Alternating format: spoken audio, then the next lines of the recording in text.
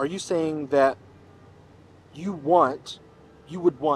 preference would be that 35% of your map is inaccurate?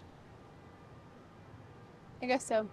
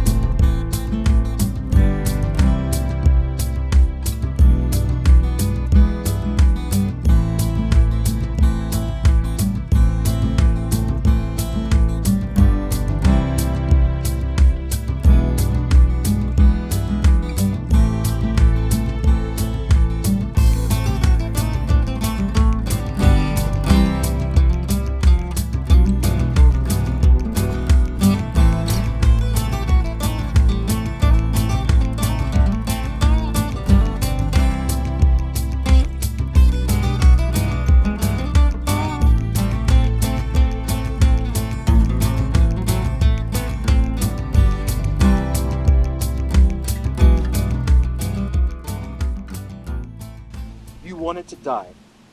Yeah. And so, real quick, if you found out that this conclusion is not true, would you want to die again? 100%. Okay.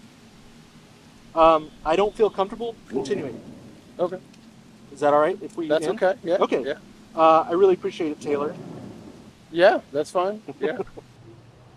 Well, I hope it goes well, and Thank you. yeah. You as well. Yeah. Can I ask you a question? Sure, yeah. What was your reasoning in wanting to not continue? You harming yourself is, I think, like it's not, I would rather just not continue with that because of the risk. Okay. And you don't, so you value that over, like, continuing with a philosophical I value your conversation. life more than my YouTube channel. Noted. Yes. Okay. Would you mind if I prayed for that? Sure. Would you like to do an interview? Because I don't know how much time you have. No, you're good. Yeah, that's all right. If you want to do another one, that's cool. Okay. Yeah. Awesome. I'm not even sure what it exactly. I'll explain it to you. I'll explain it to you. Here's your sticky note. Oh, awesome. Thanks. Yes. I think I'm You're going to put welcome. that in there. Okay. Cool. Okay. David, right? Yeah. I'll let you do your Taylor. thing. Awesome. Thanks again. Love you, bro. Okay. It's great to meet you, Cecilia. Nice to meet you too. So, C. Cecilia. Perfect. I've got the song in my head now. So, did I explain everything okay? Like, I think so. okay. Do you want to explain what I'm doing back to me so that we make sure we're on the same page? I can try. Okay. You're going around the country and you're interviewing people and kind of finding what their truths are, and from a neutral perspective, because I heard you explaining to him like subjective and objective from a neutral perspective, kind of asking and kind of breaking those truths down, I guess, to really find the roots of them is kind of how I interpreted it. Yeah, like what's supporting your confidence that it's true. Yeah. And yeah, I guess the only thing that I might say about your description of it is that I'm not interested in what's true for you. I'm interested in what you're convinced is true about our shared reality. Does that make sense? Mm-hmm. Okay. Where are you on the subjectivity of truth? I am more on the subjective side. Subjective? Yes, because I think that everybody does have their own truth. I will say that there are some things that I believe are universally true, like the laws of the universe. Okay. And that's sort of like that like the laws of the universe, those are truths for everyone. Like that's not something that can be broken. Okay. But I think that truth can be very subjective. And I think my favorite kind of example that shows that Uh-huh. is if I hold a black book to you and I ask you what color it is, and the front cover is black and the back cover is red, and I ask you what color is this book, and you say black, and I say it's red, Uh-huh. that is both of our truths, but you're looking at that book from a different perspective. Gotcha. What if you asked if what color my side was? Would that be objectively true? I would say it could be objectively true, but when it comes to things like color, I like to think that everybody can interpret color differently. Sure. Because, Especially, go ahead. well, because someone's gonna say like, someone could say black, but someone could say onyx or like whatever different shade they can. A different word for the same concept. Yeah, or like human beings have different numbers of cones, so like, men have less cones in their eye than women do, and so when I look at something, or I mean, I don't know how many cones you personally have in your eye, but that's why most of the time, like when women are describing a color and men are describing a color, women will usually get more specific about the shade, and men will usually have like the base color. Gotcha. So are we talking about perceptions? I guess so. Okay. Yeah. I can see where you're going as far as like just because we perceive something differently, or because we perceive something differently, we could be convinced that something's true that may not be true for everyone else. Okay. What is an so you gave me an example of something that is subjectively true. Do you have an example of something that is objectively true? Thanks so much. Take care. I would say matter is made out of atoms and empty space. Okay. So, like, what material is made of? Mm-hmm. Sorry. Thank you. Appreciate it. Read it. Uh, So like I what? see what he put. I think it's probably some literature. Yeah. Um, sorry, I got distracted. What? Something that is objectively true. An example that you're using is the conditions that causes matter. Okay. Matter and atoms and electrons and all that stuff, right? Mm-hmm. Okay. So, why is that objectively true? That's one of those laws of the universe.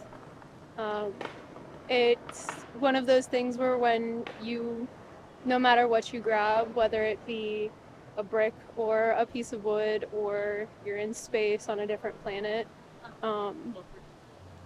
if you have something and you break it down to its smallest piece of itself, and then break that down further, it's just made of protons, neutrons, and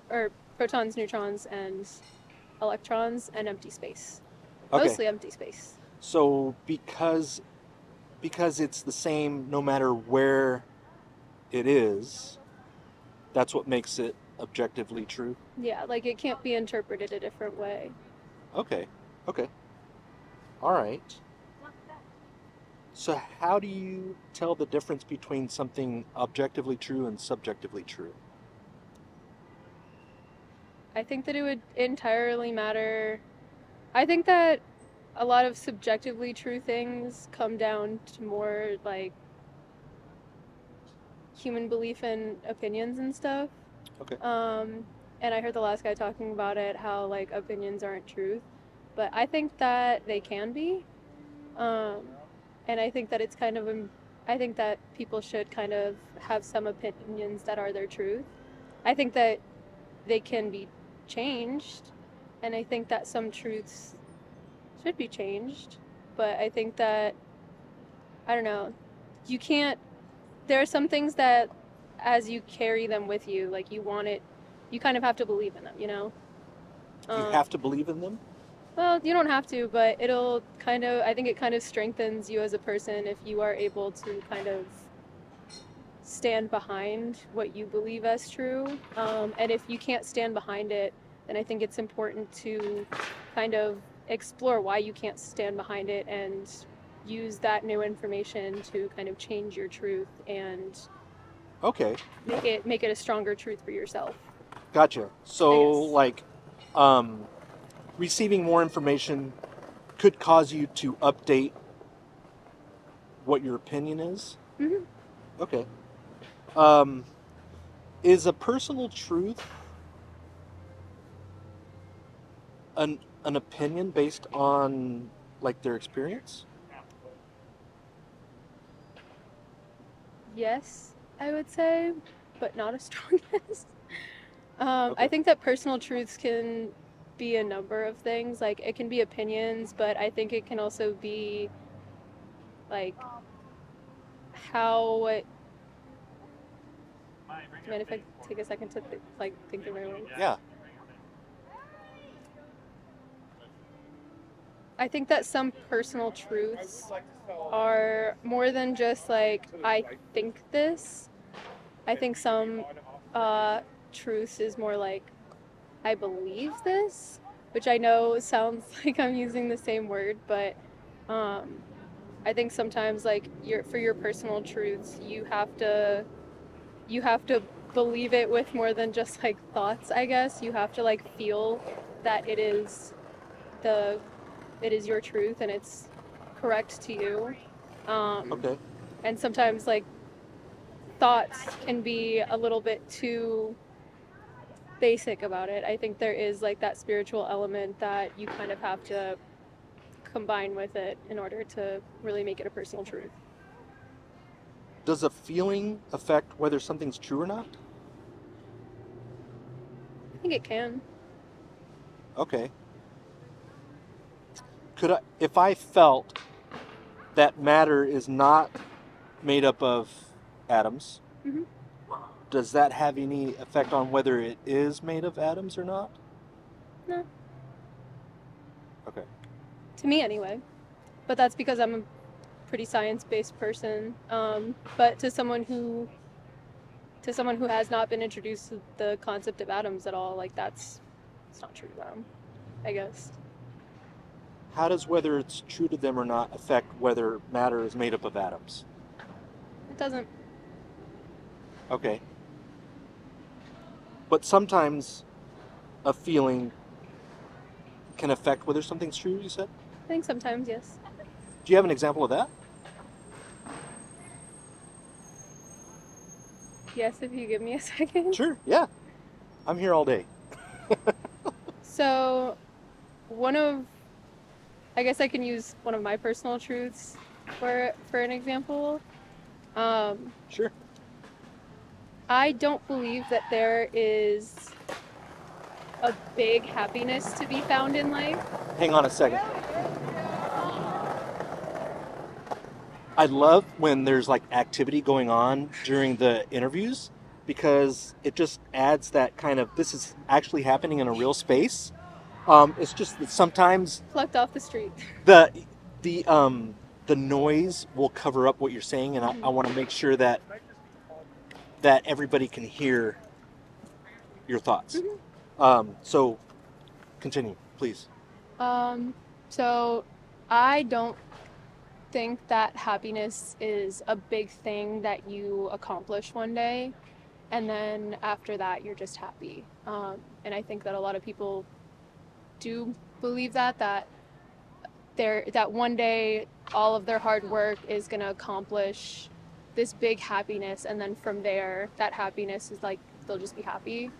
I think that happiness is little moments that just add up, like when you're standing somewhere and the sunshine is warming your cheeks, and you just stand there and you close your eyes and you let it warm your face, and that's all you're thinking about is the warmth. That's a little happiness that I can find every day. Or in autumn when a big gust of wind comes through and all of the leaves are like fluttering down Like over what just you. happened a second ago? Exactly. Those are little happinesses, and for me, the big happiness is just adding up all of those little happinesses, and taking notice in those little beautiful moments in the day. Cool. That's But awesome. I know that some people do believe that there is like some big accomplishment that they can do that would make them happy, that they're chasing. Gotcha. Can I summarize what I think you're saying? Mhm. Happiness is a journey, not a destination. I don't think that's what I'm saying. Okay. I think that happiness can be found. I think that happiness is like something that is just constantly there waiting to be noticed. And not everyone is able to appreciate those happinesses, and it's not their fault. There's plenty of people who willingly ignore the little happinesses in their life because they're so focused on finding that big happiness. Okay. But I think there's also people who are kind of blind to it. Like when somebody has depression, their brain is not producing those chemicals to even be able to like process that happiness. Happiness is always available, and sometimes the big happiness that we're looking for gets in the way. I guess. How would you make that summary better?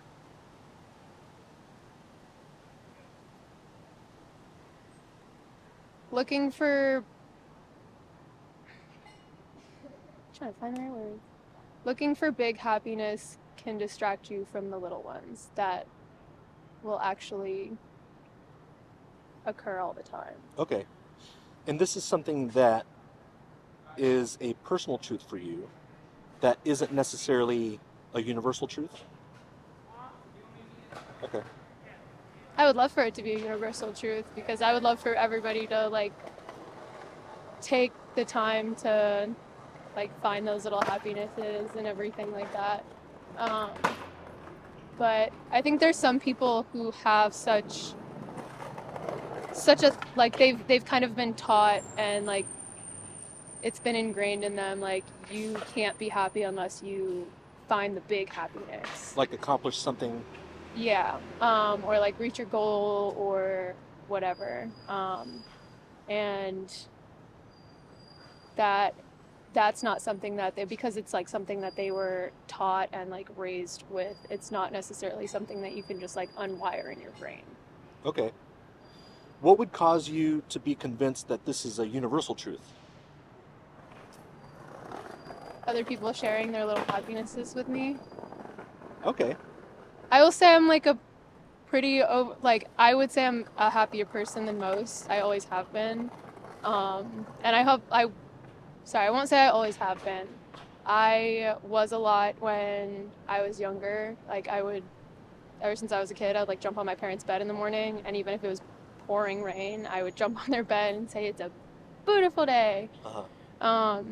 And because I think that even rainy days are pretty. Mm-hmm. But like when I was a teenager, I definitely kind of fell into a depression that I was not noticing all of the little happinesses in my life, and like chemically I wasn't even able to really feel those happinesses, and it was absolutely like a big journey to like get back to that point where I'm able to find my little happinesses all the time and also allow those little happinesses to carry me through the not so happy parts, because not everything is happy, and sometimes you kind of have to like create a little pocket of happinesses that you can, that feeling that is, you can like pull it out and let it carry you through the not so happy parts. Gotcha.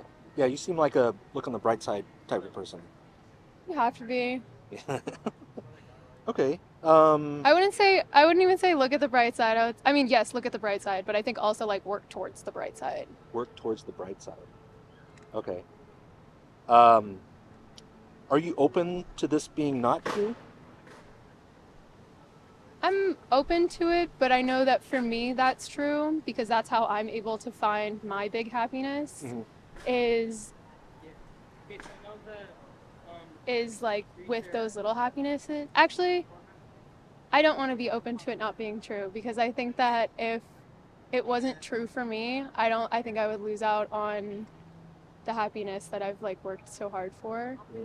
So I definitely I'm open to it being not true for other people. I hope it's not untrue for other people, but for me personally, that's not a personal truth of mine that I want to change because I think it benefits me, and I think that it's important for myself to always find those little happinesses.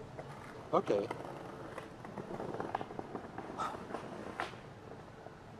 Let's say that there's reality and you have a map of this reality. Okay? Just go along with me here. Okay. How accurate do you want your map to be? Scale from 0 to 100 and percentage wise. Reality, like Earth's reality, or like The reality that we share. How accurate do you want your map of that reality to be?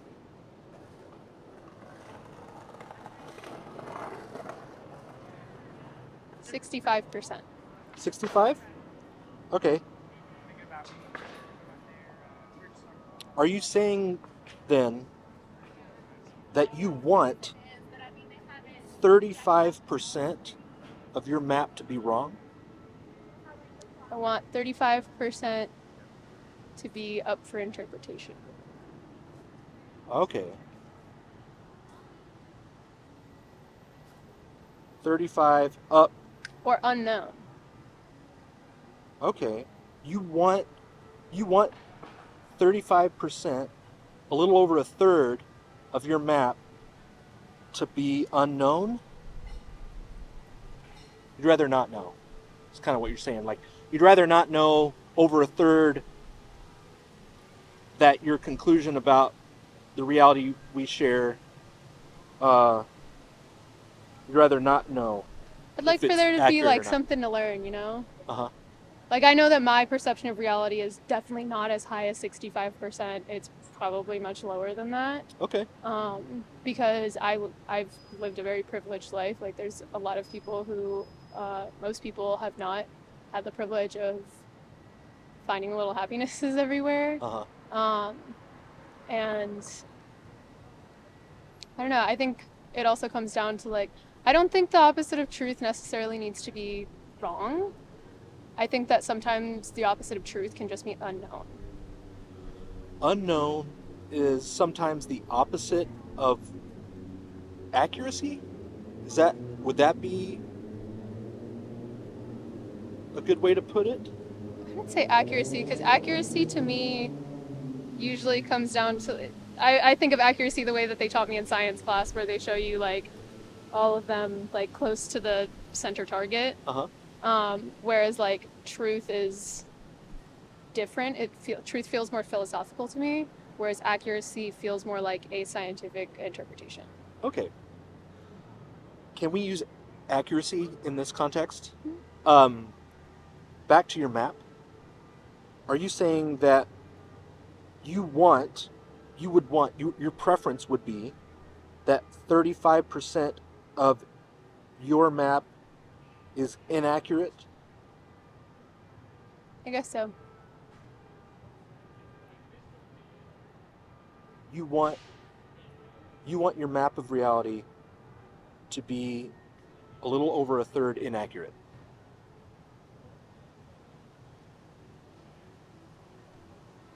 I'd like it to be unknown. I feel like inaccurate is not the word that I want to use. So if we're gonna use like inaccurate, I would love for my perception of reality to be accurate. How accurate? I would love for it to be 100%, but I know that that's not something that you can ever accomplish. Sure. Yeah. Because there's so many things that like I don't even know. There are so many like In the map of reality, I don't even know what I'm mapping because there's so much unknown to me. Right. And that's reasonable. Like, it's reasonable to think that we could never have 100% accurate map of reality, right? There's so many layers to it. Like, I wouldn't Right. even think of it as like a two-dimensional map. I would think of it as like this like crazy three-dimensional web of interconnecting points. And what we're talking about here, I think your Is camera this- just turned off. yeah, it's been freaking out on me. But that camera's still going, Okay. and we still have the audio. So we're good. So we're talking about like a hypothetical preference that you have about the accuracy of the map that you have about reality. And you said that you would want your map to be accurate if you could, right? There are some things about the world that we wish were different. But as far as your assessment of the situations, whether you would want things to be the way they are or not, the assessments of this situation, where would you be there?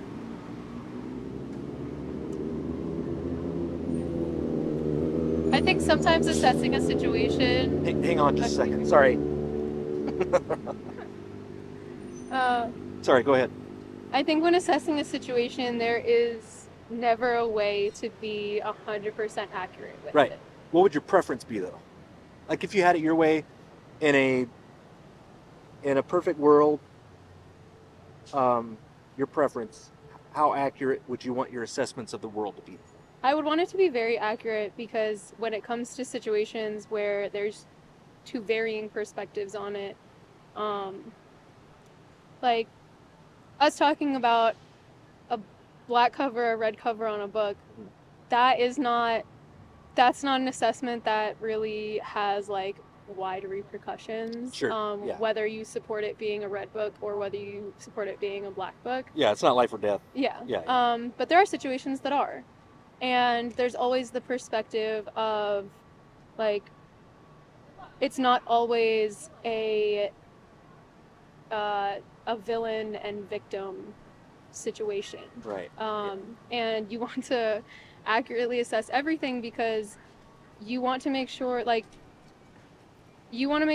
you can hopefully stand behind and give support to the victim, the person or entity that needs that help.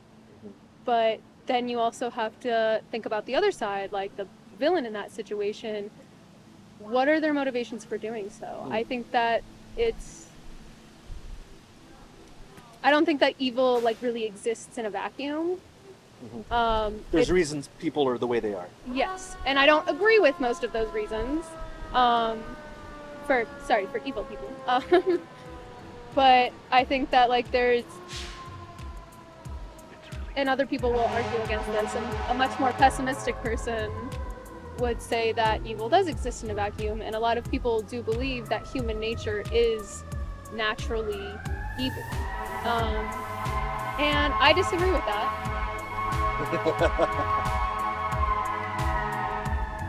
What's nice is when this kind of thing happens, it allows us to have a little pause and we can kind of gather our thoughts. Yeah, words are hard to put together, especially in philosophy. Yeah. It's really coming down.